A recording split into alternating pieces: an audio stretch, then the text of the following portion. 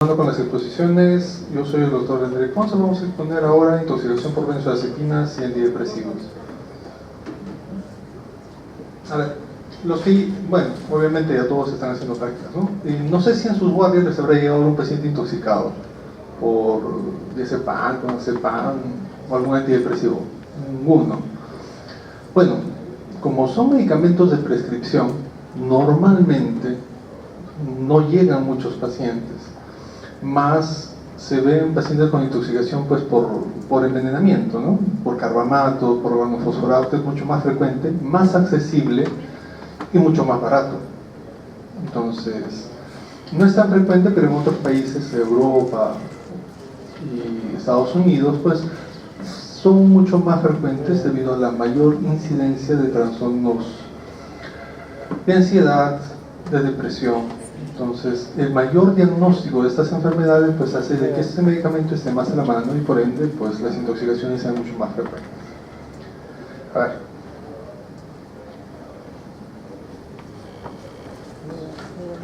Empezamos con las benzodiazepinas. Bueno, como ya lo decimos, ¿no? Son medicamentos de amplio uso de propiedades ansiolíticas, hipnóticas y sedantes. Aumenta el número de indicaciones debido a que los trastornos psiquiátricos y psicológicos son más diagnosticados. Antes, bueno, en mi época, que un niño se esté portando mal, lo que ahora es un trastorno de hiperactividad. Antes un profesor iba, pues le metió un correazo y estaba curado. Pero ahora no, el psicólogo tiene que verlo, lo evalúa y dice, no, este niño requiere tratamiento. Entonces, la mayor cantidad de problemas, la mayor cantidad de estrés hace que esos medicamentos sean mucho más usados. Sin embargo, su potencia, duración y metabolismo son variables. Y bueno, dependiendo de cada uno de los medicamentos que podamos usar, además de que vamos a tener en cuenta los antecedentes del paciente, dependiendo del metabolismo, las enfermedades previas y la edad del mismo.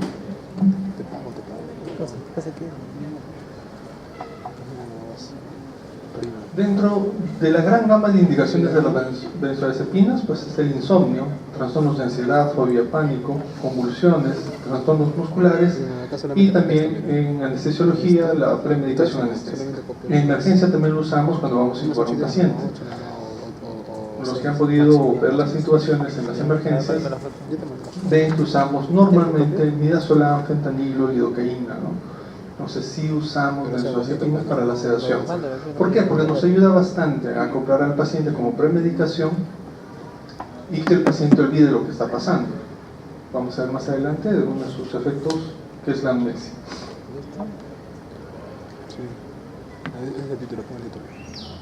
Como ya lo dijimos, la incidencia de indicación de uso de las benzodiazepinas va en incremento. Es la primera causa de intoxicación por medicamento, porque la primera causa de intoxicación es la intoxicación alcohólica. La segunda son las benzodiazepinas y las terceras son los antidepresivos. Ojo, los más indicados a nivel mundial: lorazepam, clonazepam, oxazepam, alprazolam, diazepam y temazepam. Del total del consumo de estos medicamentos, el 90% se hace a nivel extrahospitalario. Por ende, la automedicación va a jugar un papel fundamental con estos medicamentos.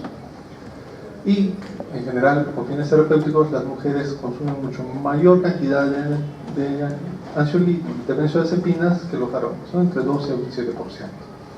A nivel de Estados Unidos, se indica que más o menos el 11% de la población de Estados Unidos consume o ha consumido en algún momento una benzodiazepina.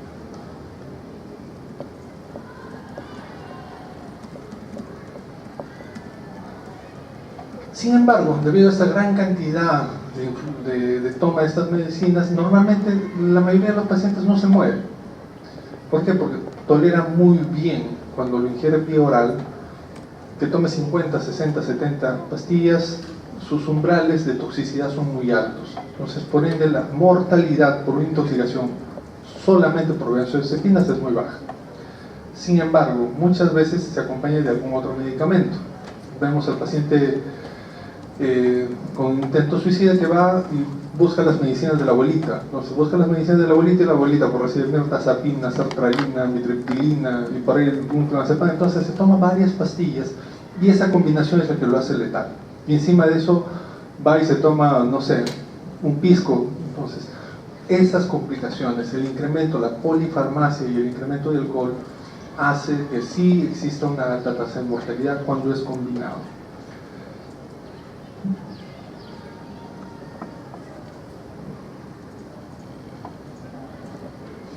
¿Y cómo es su mecanismo de acción? Vemos ahí, eso es un receptor GABA. Tiene muchos receptores, GABA alfa, beta, gamma, por ahí tiene también un omega. Entonces, ¿qué es lo que hace? Es un modulador alostérico positivo. ¿Y en cristiano qué quiere decir? Que activa este receptor de ácido gamma aminobutírico. ¿Cómo lo activa? Hace que ingrese mayor cantidad de cloro. Deja la puerta abierta al cloro, ingresa hacia la célula. Eso hace que se eleve el potencial de acción.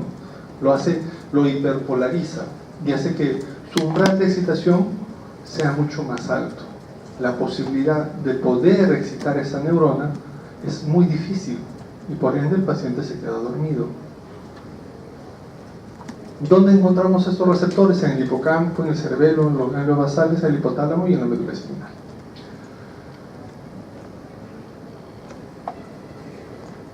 Casi salió. Si mal no me equivoco, en la clase que he colgado, hacia la parte superior, yo le puse alfa como el símbolo, ¿ya? Y solamente salió como A.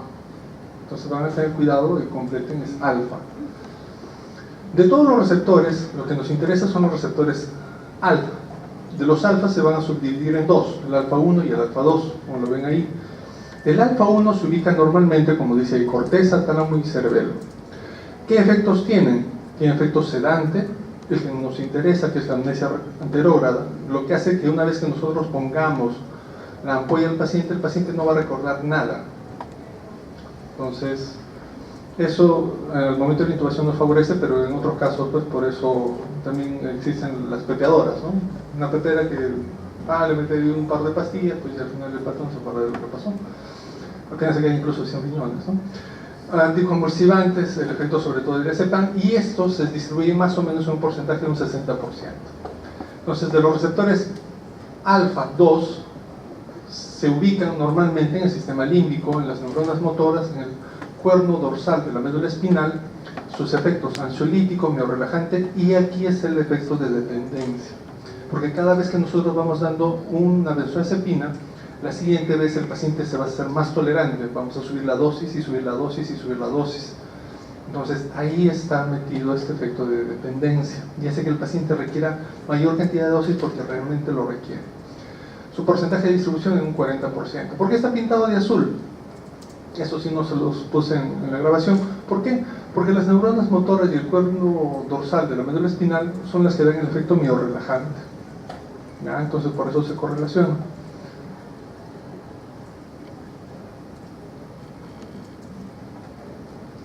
Como vemos acá, la farmacocinética y dinámica es muy variable, la dosis terapéutica. Vemos ahí el triazolam de 0.25 hasta 10 miligramos de diazepam, o sea, la dosis puede variar dependiendo de cada fármaco. La vida media también, vemos ahí una vida media de hasta 1 hora al Saleplon, que es un análogo de la benzodiazepina, pero vemos una vida media de hasta 70 horas de depuración para el diazepam. Tiene una alta unión a las proteínas, lo cual lo hace difícil de eliminar del cuerpo, sobre todo cuando es un paciente obeso, o es una mujer que tiene mayor porcentaje de grasa, o es un paciente anciano que también lo tiene. Su volumen de distribución tiene un amplio volumen de distribución y la mayoría se elimina por vía renal, a excepción de los análogos que su eliminación tanto renal como enterohepática.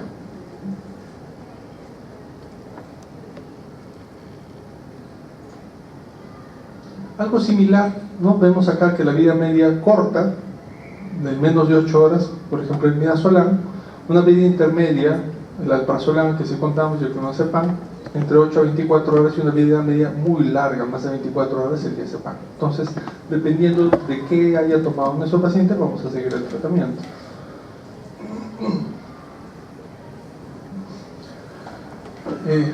Las manifestaciones clínicas de las benzodiazepinas, pues como les dije, ¿no? Es muy raro que produzca la muerte, debido a que va a tener un buen umbral de tolerancia en el paciente.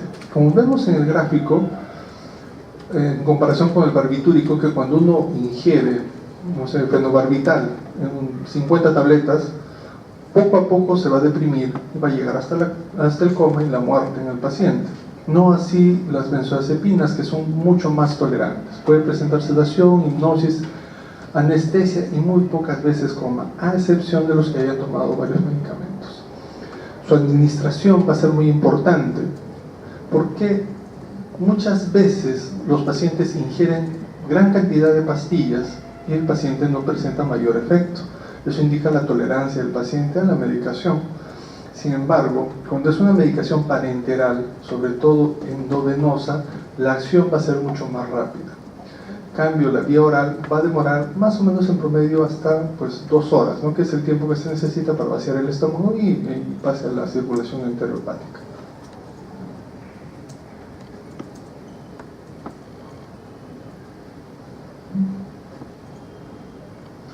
Las manifestaciones van a ser diferentes. Dentro de las más comunes de la intoxicación por benzodiazepinas tenemos la sedación, la ataxia, la somnolencia, la disartria, el nistagmus y pupilas mióticas.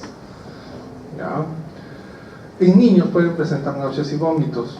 Y las manifestaciones menos comunes, la hiporreflexia, la hipotermia, hipotensión con taquicardia compensatoria, esos son ya cuando son dosis mucho mayores. El coma, la rhabdomiólisis o escaras en los pacientes ancianos que presentan agitación psicomotriz y cada vez los vamos sedando y a la larga pues el paciente termina postrado.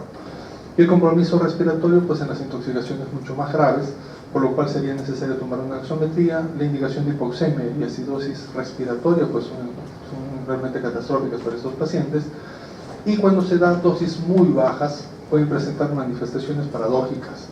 En vez de dormirse, el paciente se empieza a despertar.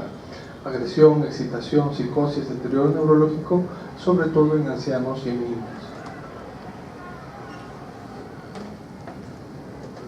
Entonces, dependiendo del grado de la intoxicación, lo vamos a poder dividir en leve, moderada y severa. En leve, acuérdense que es el paciente que está medio somnoliento, que uno le pasa la voz, señor, y el paciente despierta. Entonces responde solamente al estímulo de voz. En la moderada el paciente ya lo tienes que tocar y pasarle la voz. Le coges del hombro y le dices, señor.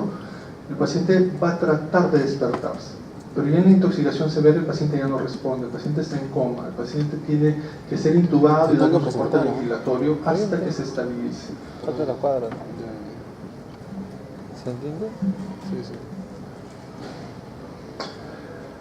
Como ya lo había dicho, la dosis tóxica puede ser muy variable. Vemos ahí un cuadro en azulito donde indica las dosis letales de la mayoría de las benzodiazepinas no representativas. Dentro de esas está la dosis del diazepam, que indica 500 miligramos. La pastilla viene de 10 miligramos. Eso indicaría que el paciente se tendría que tomar 50 tabletas. Pero muchas veces se toman 50 tabletas vía oral y no le pasa nada. Eso indica la tolerancia que pueda tener el paciente o el estado de la circulación enterohepática y su depuración renal. Sin embargo, cuando le ponemos vía endovenosa, 10 miligramos endovenosa, un paciente que nunca ha tomado una benzodiazepina puede terminar haciendo coma o una insuficiencia respiratoria. Y esto no es debido a la misma composición de la benzodiazepina, sino al excipiente que tiene el endovenoso, que es el propilenglicol, que sí va a generar depresión respiratoria. No estaría tan asociado a la misma benzodiazepina. De todas las manifestaciones más graves, la que nos importa es la depresión respiratoria, porque rápidamente este paciente puede fallecer. Entonces, como ya lo han revisado ustedes en sus algoritmos de paro, la hipoxemia es una causa de paro, y es una causa de paro no desfibrilable, que puede terminar en actividad eléctrica sin pulso o en asistolia.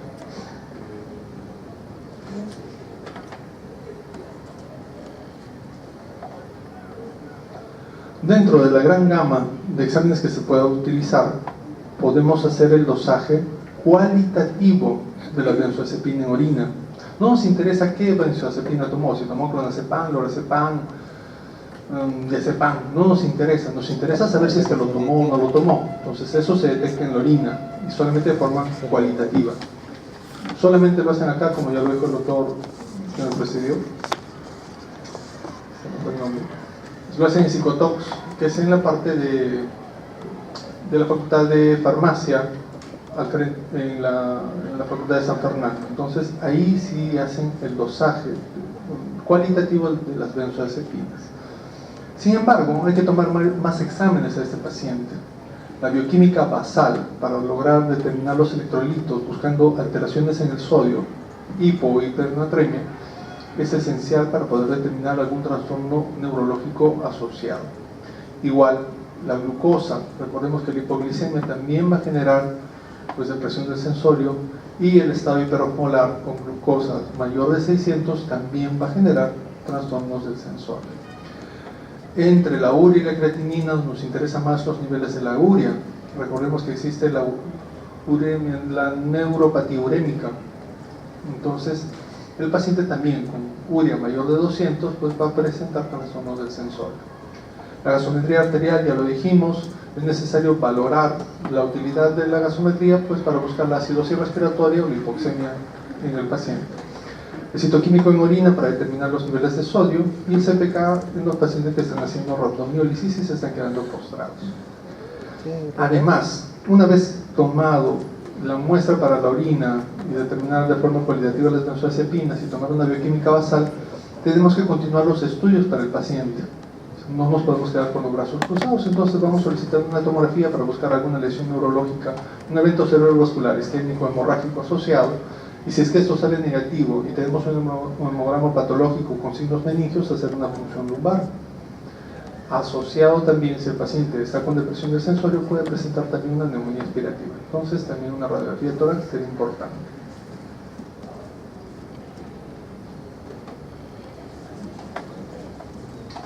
Dentro de los diagnósticos diferenciales pues existen múltiples. Entre los más llamativos que nos podrían interesar pues las encefalitis, los trastornos del sodio, la hipoglicemia, los eventos cerebrovasculares y la intoxicación alcohólica u otros medicamentos como los antidepresivos, antihistamínicos, neurolépticos, hipnóticos, sedantes, en sí una gran variedad de medicamentos que pueden generar también somnolencia en el paciente.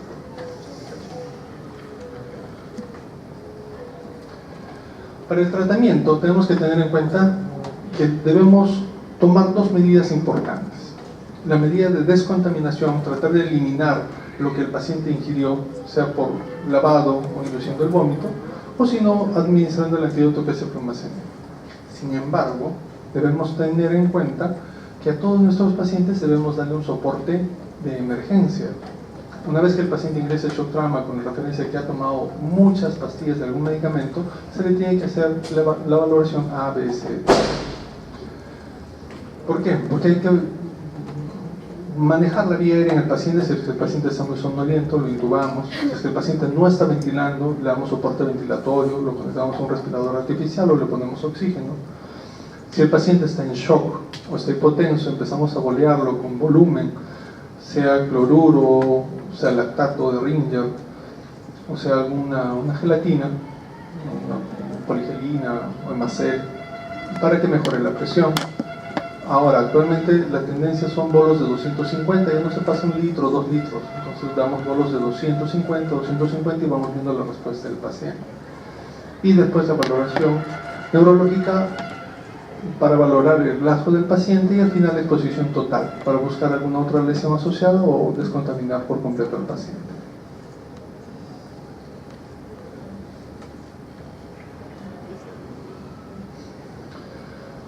Para el tratamiento de la descontaminación no vamos a inducir el vómito, sobre todo en un paciente somnoliento, porque existe mucho riesgo de broncoaspiración, entonces evitemos inducir el vómito. Lo que sí se puede hacer es bloquear por completo la vía oral y hacer un lavado gástrico. Ojo, el lavado gástrico tiene que ser con el paciente algo consciente, un Glasgow más de 8 o un Glasgow menos de 8 pero ya intubado.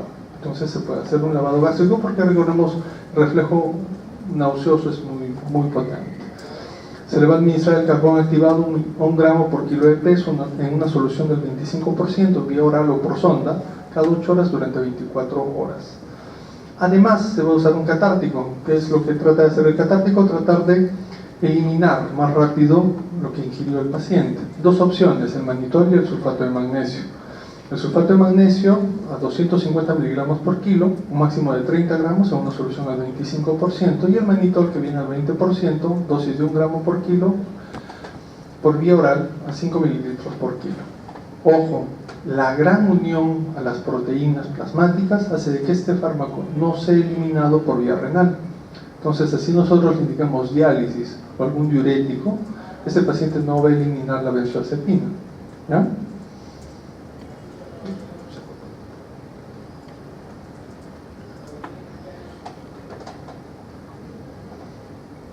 El flumazenil es el antídoto específico para la intoxicación por benzodiazepinas. ¿Pero qué es el flumazenilo? También es una benzodiazepina que va a unirse de forma competitiva a los mismos receptores que las otras benzodiazepinas y las van a trasladar, pero no tiene el efecto sedante. Entonces hace que el paciente despierte. Vienen en ampollas de presentación de 5 mililitros, más o menos de 0.5 miligramos por cada ampolla. La dosis va a variar de 0.5 hasta 5 miligramos para el paciente adulto, y en el niño sí puede llegar hasta 0.2 hasta 1 miligramo por niño. Su vida media más o menos es de 1 hora, la dosis de mantenimiento entre 0.1 y 0.3 miligramos por kilo por hora, y bueno, ya lo dijimos, la dosis tope. Ahora, si nos llega un paciente, administramos flumazenil, una ampolla que es 0.5, el paciente responde y pasa 15 minutos y el paciente se vuelve a dormir, podemos seguir administrando hasta llegar a esta dosis tope, que es de 3 miligramos para el adulto y para el niño hasta 1 miligramo. De ahí podríamos pasar a infusión o si no, continuar con los bolos de forma oral. Sus indicaciones son en pacientes con sedación profunda, con depresión respiratoria, pacientes en coma y para revertir la sedación.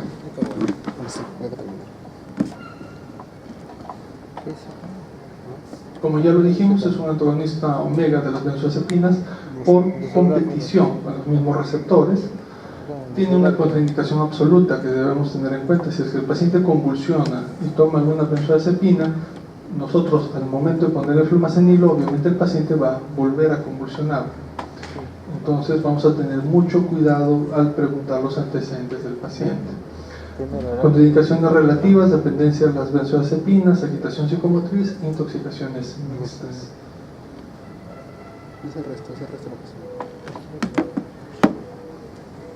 Si en tal caso, donde ustedes estén trabajando en algún momento, no tengan flumazenilo porque las ampollas son caras, más o menos cada ampolla está entre 60 a 80 soles.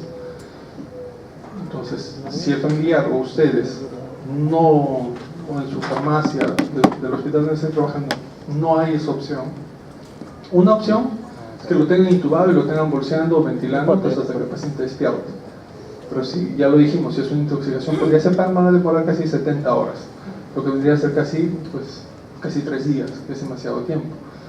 Entonces, la opción que tienen, la última que tienen de rescate, es la minofilina. ¿Ya? Las ampollas vienen de 240 miligramos en 5 mililitros, le dan un bolo de 6 miligramos por kilo, disuelto en 30 mililitros y lo pasan en 30 minutos. Hay que tener en cuenta la edad del paciente y los antecedentes, la insuficiencia hepática y la insuficiencia cardíaca. ¿Por qué? Porque a nivel del corazón lo que hace la minofilina es vasoconstricción. En el momento que hace la vasoconstricción, el paciente puede tener un infarto.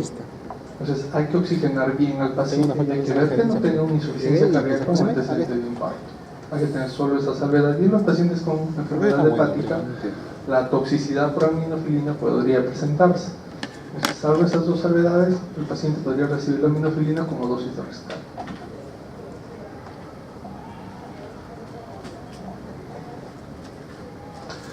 Como ya lo dijimos, pues la mortalidad para estos pacientes es muy baja, menor de 0.1%, solo si es que es intoxicación pura, salvo que presente coma profundo o parado respiratorio.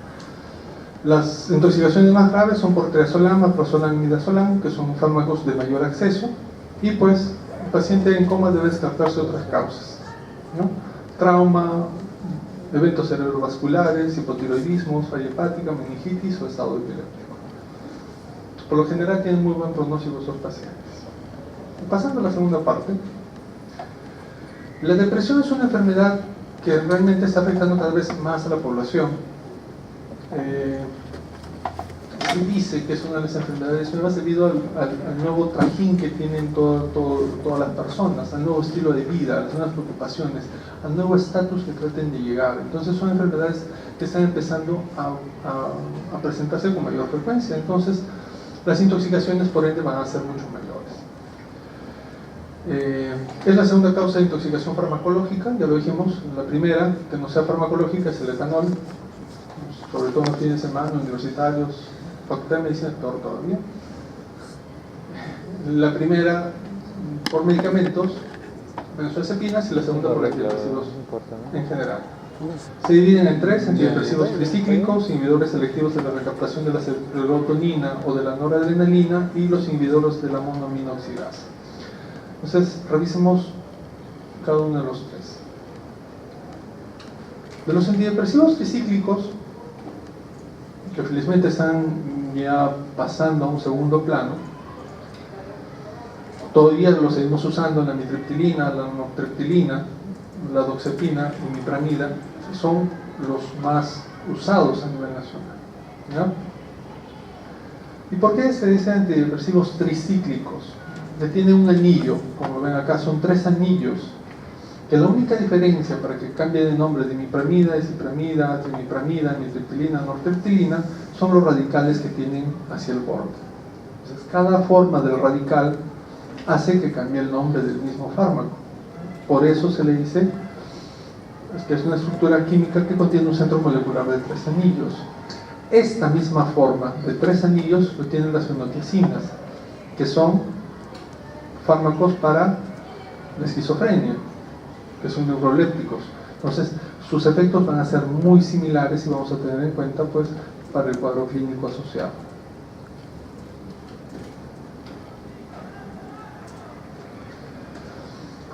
Lamentablemente, estos medicamentos, pues, no solamente bloquean un receptor, que idealmente sería, pues, la recaptación de la serotonina y de la noradrenalina, sino que bloquean mucho más receptores: los colinérgicos muscarínicos y los parahistamina H1, que van a generar efectos adversos, como el estreñimiento, la visión borrosa y la sequedad de boca. Si actúan a nivel de adrenérgico alfa 1, el paciente puede presentar de forma asociada mareos e hipotensión ortostática. Y lo que más nos interesa, que es la recaptación de la serotonina y de la noradrenalina, va a generar su efecto antidepresivo. Entonces, no solo tiene un efecto, tienen 5 efectos, y cada uno puede ser de diferente forma a diferente nivel. No sé si ya dieron su examen pretest, ya. Si prestaron atención a las siguientes, es una fila. Como en todo, las dosis tóxicas van a ser muy diferentes para cada uno, ¿ya? Entonces, vemos acá que la dosis tóxica puede variar entre 10 a 20 miligramos por kilo, y la dosis letal va a ser de más de 25 miligramos por kilo. Como ejemplos, tenemos que más o menos todas van por más de 5 miligramos por kilo para la dosis tóxica. La amitriptilina, la clomipramida, la doxepina y mipramida más o menos mantienen en 5 miligramos por kilo. Una revisión un poco antigua.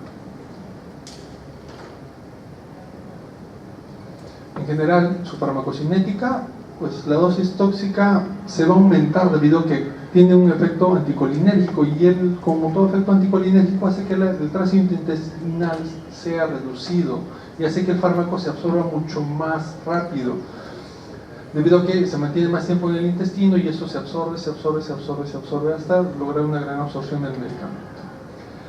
Igual que el anterior, circulan muy unidos a las proteínas, más o menos en un 90%, fijándose, pues, en los tejidos, porque son muy liposolubles. Se metabolizan en el hígado por desmetilación, hidroxilación y glucuronidación, y tienen recirculación enterohepática. Solo se excretan en la orina en un 5%, y su semivida de eliminación es más o menos de 15 horas. ¿Sí? Parte farmacológica. Como vemos acá, igual que en los otros cuadros, pues varía dependiendo del mismo medicamento. Esto no creo que nos interesa mucho, solo que seamos psiquiatras, pues, pero su vida media puede variar. Vemos acá la trimipramida de 13 horas hasta la nortriptilina, que tiene hasta 30 horas de vida media. Las dosis son variables, y todos ellos tienen sus dos efectos, ¿no? La recaptación de la noradrenalina y de la serotonina en diferentes magnitudes.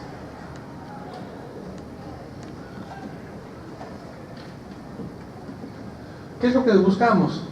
Que eviten la recaptación neuronal de norepinefrina y serotonina, y así el paciente se pueda sentir feliz y contento. Pero además, a pequeñas dosis también va a disminuir la absorción de la dopamina. Pero, como lo dijimos, tiene 4 efectos más. Los anticolinérgicos muscarínicos, los anti-H1 y los receptores alérgicos alfa. Y aquí se agrega un efecto más, que es el bloqueo de los canales de sodio. Como ya lo revisamos, en algún momento si han rotado conmigo, hemos revisado antirrítmicos. Dentro de los antirrítmicos, en la clase 1 se distribuyen 1A, B y C. Y estos son los que actúan a nivel de los canales de sodio. ¿Qué pasa si es que lo bloquea? Entonces el potencial de acción a nivel del corazón va a ser muy pobre. Por ende, van a presentarse focos ectópicos, y estos focos ectópicos a la larga van a determinar arritmias, taquicardia ventricular sin pulso, fibrilación ventricular o asistolia, y el paciente fallece. Entonces hay que tener mucho cuidado con esos medicamentos y tener mucho ojo con el corazón. Dentro de las intoxicaciones graves, el coma es lo que más nos llama la atención, hipotensión arterial, convulsiones y arritmias. Dentro de las arritmias, se lo dijimos, asistolia, fibrilación ventricular, y los signos de gravedad van a estar relacionados a la hipotensión. Hay que observar cómo está el QRS, hay que ver si es que presentan arritmias, el coma profundo y un edema agudo del pulmón. Entre otros síntomas, la midriasis fotorreactiva, el nixtagmus, la acción borrosa y las mucosas secas se van a presentar por los efectos coadyuvantes de los otros receptores. Ojo, midriasis fotorreactiva. Está dilatado, pero a pesar de que le ponemos la luz, tiene algo de reflejo. No es una midriasis paralítica, sino fotorreactiva.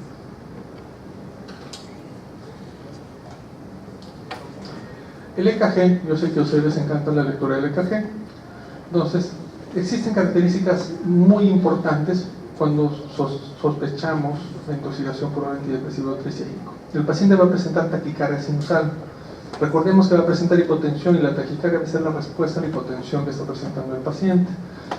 Como toda intoxicación, hablamos sobre el bloqueo de los canales de sodio.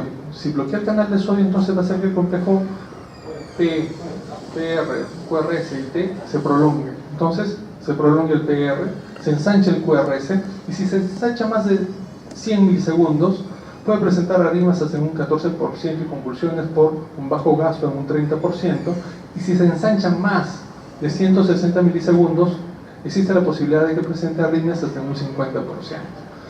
El alargamiento del QT corregido, vamos a ir a la fórmula, también es muy importante, porque esto nos puede dar un síndrome de QT prolongado. Y dijimos, ¿cuál es el síndrome de QT prolongado más importante? La torsades pons, ¿no? Muy bien.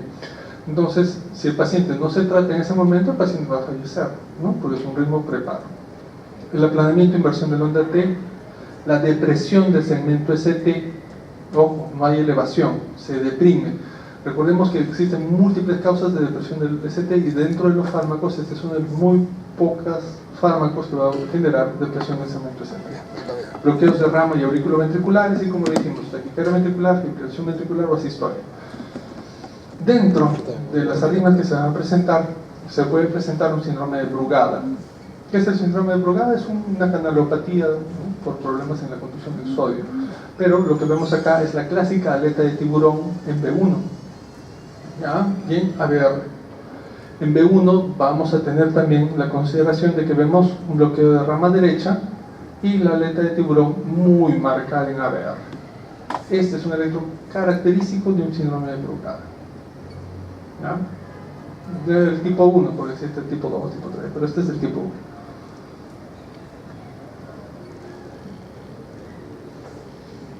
Entonces, si es que el paciente se queda somnoliento, pues van a presentar múltiples complicaciones a diferente nivel. Si es respiratorio, depresión respiratoria.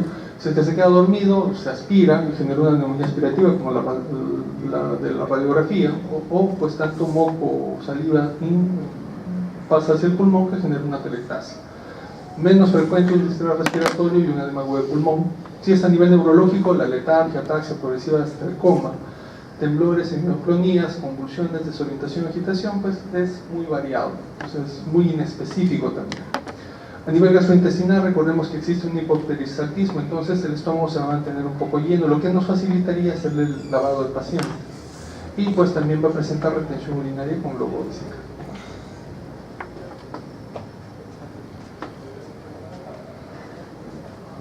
Dentro del análisis que se sugiere, va a ser un análisis que se realiza en el plasma, que es por encima inmunoensayo. Pero, como tiene múltiples efectos coadyuvantes a nivel de alfa, a nivel H1, que nosotros encontremos en sangre la positividad y la sospecha para que sea un antidepresivo, podría estar concomitante a algún antihistamínico que haya tomado el paciente. Entonces, la confirmación se hace en orina también, por cromatografía. ¿Ya? Entonces, la sospecha se hace en plasma, pero el definitivo se hace en orina. Los niveles plasmáticos más de 1000 nanogramos por mililitro se asocia a signos electrocardiográficos de gravedad. ¿Ya? Hay que tener en cuenta eso. 1000 nanogramos por mililitro y se asocia a alteraciones electrocardiográficas graves. Del tratamiento va a ser similar, para todas las intoxicaciones es igual. Monitoreo hemodinámico, si llega el paciente grave, lo ingresas al shock tramo, lo ingresas a tu unidad, le pones brazalete para la presión, monitoreas el corazón, pulsosímetro, y empiezas tu valoración ABCD, ¿no? Vía aérea, ventilación, circulación, déficit neurológico y exposición total del paciente. Si es que el paciente no está ventilando bien, si es que el paciente no tiene un buen glafo, lo intubas, lo conectas a un ventilador, le pones oxígeno. Si es que el paciente está chocado, le pasas fluidos. Si es que no responde a fluidos, le pones un vasopresor, le pones noradrenalina, si es que tienes, o si no, con dopamina. Entonces, vas solucionando los problemas como vas avanzando. Es igual que en trauma. Encuentras un problema, lo solucionas. Encuentras un problema, lo solucionas. Y pasas al siguiente recién cuando solucionaste el problema. Si el paciente presenta un síndrome anticolinérgico grave, con alucinaciones, agitación y mioclonías, la indicación es isostigmina, de 1 a 2 miligramos intravenoso lento.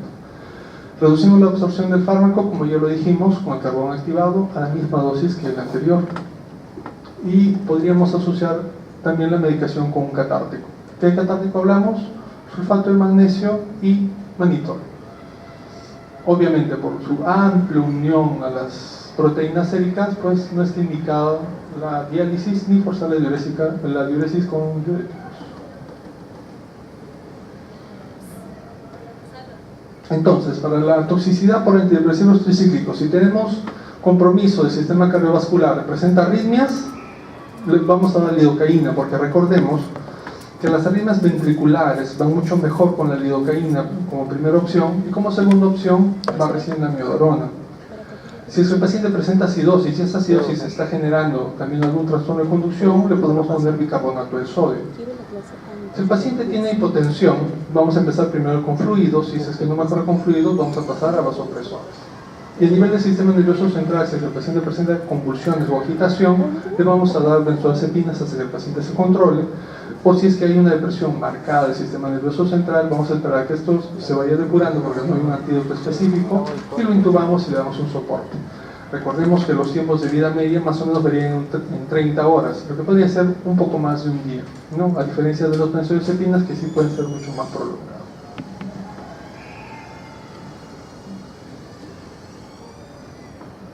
Los inhibidores de la recaptación de la serotonina y de la noradrenalina, bueno, se dividen en dos grupos. Estos son muy similares a los anteriores, solamente que sus efectos a nivel de alfa, muscarínico, H1 son efectos mínimos y tienen mucho más acción sobre lo que es la recaptación de la serotonina y de la noradrenalina. Entonces, sus efectos y su tratamiento va a ser muy similar. Si son selectivos de la recaptación de la serotonina, acuérdense siempre de la fluoxetina y de la sertralina, que son los que más usamos acá.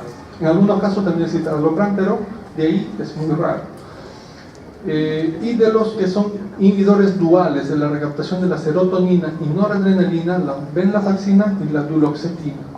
¿Ya? Entonces, como tiene mayor efecto, su efecto pues es mucho más potente, ¿no? Más efecto a nivel de la recaptación de la serotonina y de la noradrenalina. De la recaptación de la serotonina tiene una buena absorción vía oral. Su eliminación oscila casi hasta en 24 horas, salvo la fluoxetina, que puede llegar hasta 96 horas. Se unen a proteínas en una alta concentración de hasta un 95%, su pico plasmático en dosis es hasta las 8 horas, tiene metabolismo hepático y renal dependiendo del medicamento, ¿no? La fluoxetina, sertralin y citalopram, y eliminación renal, la fluoxetina, y hepática, la de citalopram y la sertralin, ¿no? Y para lo que es los inhibidores de la noradrenalina y de la serotonina, tienen una buena absorción oral, una concentración plasmática a las 6 horas, una unión a proteínas en un 96%, metabolismo hepático, excreción renal y una sobrevida de hasta 17 horas, ¿no? Lo que no hace que sea muy prolongado tampoco.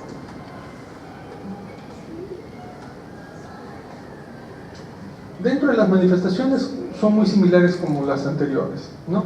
Para la fluoxetina pueden presentar convulsiones, somnolencia, temblor, y a nivel cardiovascular siempre hay que fijarnos cómo está el intervalo QT y el QRS. Recordemos, cuanto más ancho sea el QT corregido o más ancho sea el complejo QRS, mayor cardiotoxicidad de estos medicamentos. Entonces hay que tener siempre presente las alteraciones a nivel del corazón. La sertralina puede presentar temblor, somnolencia, confusión, midriasis, mareos y parestesias, y también náuseas, vómitos y sequedad de boca como parte de su efecto anti-H1. La venlafaxina, alteraciones en el estado de conciencia, convulsiones, a nivel cardiovascular, taquicardia, hipertensión arterial, y en general pues hasta náuseas, vómitos, diarreas, ¿no? Y en algunos casos abdominalisis.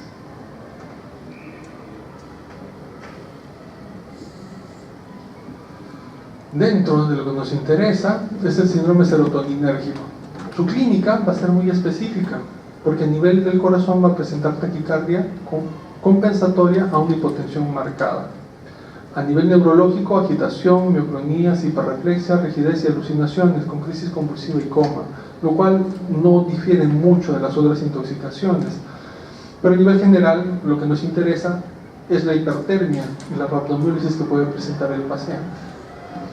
Recordemos que la incidencia, y debido a la modificación ya farmacológica de los medicamentos, esta incidencia ha disminuido, pero el mismo hecho de que el paciente reciba una polifarmacia hace que reciba medicamentos que puedan generar de que la intoxicación sea mucho más frecuente.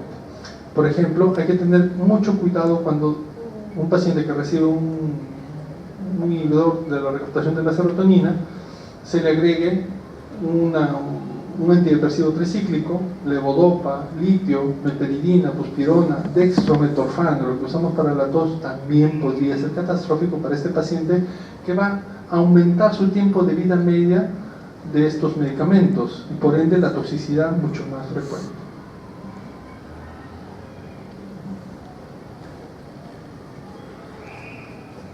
El tratamiento va a ser similar al monitoreo hemodinámico, ya saben, el monitoreo completo del paciente con 5 parámetros, soporte vital del A, B, C, D, E, reducimos la absorción con el carbón activado, las medidas para eliminación renal son muy ineficaces, y el síndrome serotoninérgico se podría tratar con ciproheptadina, que sería su único medicamento para esta enfermedad, ¿no?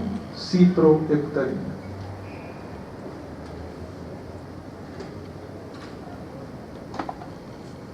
Y para acabar,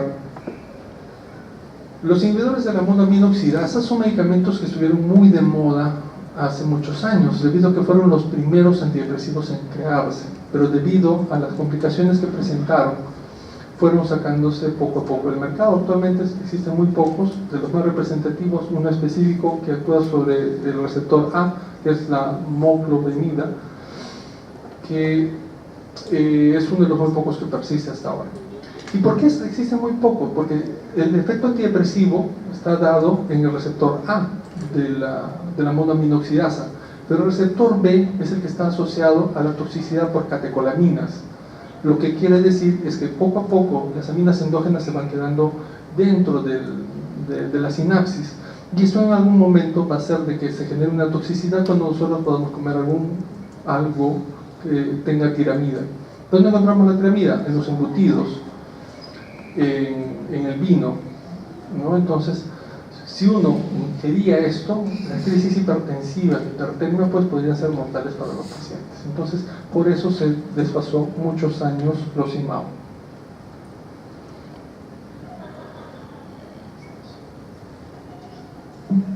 Bueno. La absorción gastrointestinal se distribuye más o menos de 1 a 6 litros por kilo. El metabolismo hepático por acetilación y oxidación, la eliminación renal, la semivida en sobredosis de 3 a 6 horas y se considera una ingesta grave cuando es más de 2 miligramos por kilo, mortal de 4 miligramos por kilo. Las manifestaciones, el mecanismo fisiopatológico, como ya lo dijimos, ¿no? Este va a disminuir la reabsorción o la degradación de las catecolaminas, noradrenalina, serotonina y dopamina a nivel cerebral. Entonces hace que el paciente se sienta mucho más a confort y la depresión vaya desapareciendo. Las manifestaciones clínicas pues van a ser muy variadas. Lo que nos interesa a nivel cardiovascular, la hipertensión, el shock, cuando ya el paciente ya llega a un colapso completo, la bradicardia y el riesgo de asistolia. A nivel ventilatorio, el edema agudo de pulmón y la depresión respiratoria van a ser importantes. Va a ser como un paciente con una crisis hipertensiva, con un edema agudo de pulmón, con trastorno de sensor y congestión pulmonar. Entonces eso va a ser muy llamativo para nosotros, no teniendo el antecedente de hipertensión. El análisis toxicológico, ningún medicamento, ningún tipo de reactivo nos va a ayudar a determinar. Lo que más nos interesa es el antecedente de que el paciente haya estado consumiendo estos medicamentos. Entonces no hay ninguna forma de que podamos determinarlo en sangre o en orina.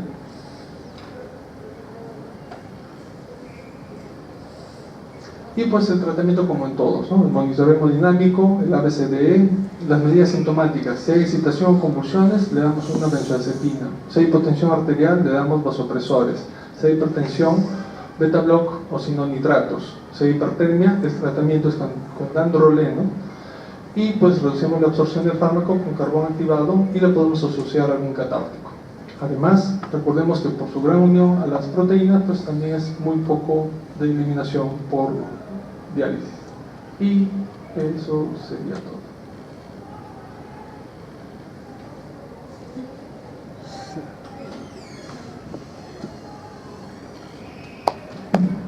Gracias.